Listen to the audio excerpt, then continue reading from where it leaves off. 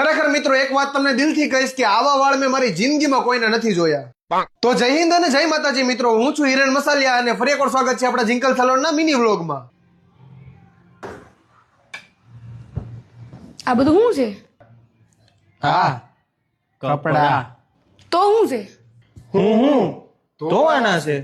હું શું કામ ધોઉં તારા કપડા? મમ્મીને કે જા, હું કઈ કરવાનું નથી.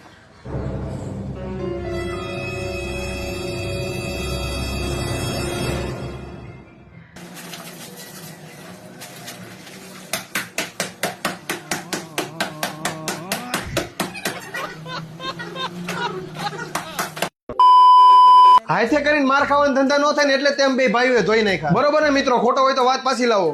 વાત તો સહી છે. ત્યારબાદ હું આવી ગયો સલોનમાં અને આ ક્લાયન્ટ આવી ગયા હતા સ્પેશિયલી સુરતથી આપણી પાસે હેરકટ કરાવવા માટે અને એમને કરાવવાના હતા લોંગ લેયર્સ. અને એ મેડમને લેન્થ બહુ જાજી ઓછી નહોતી કરવાની એટલે મેં ફટાફટ જ એ મેડમનું કામ સ્ટાર્ટ કરી દીધું. અને ખરેખર મિત્રો એક વાત તો હું દિલથી કહીશ કે એ મેડમના વાળ એટલા ડ્રાય હતા ને કે એની તમે વાત જ જવા દો. ખરેખર હું જયારે કોમ કરતો હતો ને ત્યારે મારા ખંભા બે બાજુના ખંભા મને દુખવા માંડ્યા હતા અને હેરકટ કરતા કરતા મારે 2 વાર તો બ્રેક લેવો પડ્યો. અને લાસ્ટમાં હેરકટ, બ્લો ડ્રાય અને શાઇન સ્પ્રે કરીને આ હતો એ મેડમનો ફાઇનલ લુક. મિત્રો આટલી બધી મહેનત કરી છે જરા કોમેન્ટમાં કહેતા જાજો કેવું લાગે છે હેરકટ. અને બધું કામકાજ પતાવીને હજી નીચે જ આવ્યો હતો ધૂલો ને ગોરી બે આવી ગયા. મને કે આલે હીરે તારી હાટુ ગરમા ગરમ અડદિયા લાવ્યો છું. બધું લાઈ મારો ભાઈ, એની જેવું તો કાઈ ન થાય અત્યારે શિયાળામાં. અને આ મિત્રો કોમેન્ટમાં પાછું ઈ કહેવાનું ન ભૂલતા કે શિયાળામાં અડદિયા કોણ કોણ ખાય છે અને કેટલા ખાઈ જશો જરા ઈ તો કેવો. મારે તો જો દિવસના 4-5 તો વયા જ જાય. પછી તો મિત્રો અડદિયા ખાઈને ગળદિયા જેવા થઈ ગયા અને નીકળી ગયા ફની વિડીયો બનાવવા માટે. અને બરોબર હજી વિડીયો બનાવીને નવરા થયા હતા ને તા મમ્મીનો મારામાં ફોન આવ્યો. મને કે ઘર ભેગીનો થાને આમ આયા હેર કટિંગ વાળા બેઠા છે 2 જણા, પાછું જમવાનું બાકી છે. ફટાફટ આવીને મેં કીધું આ આવી ગયો ડેલી પણ હું છે.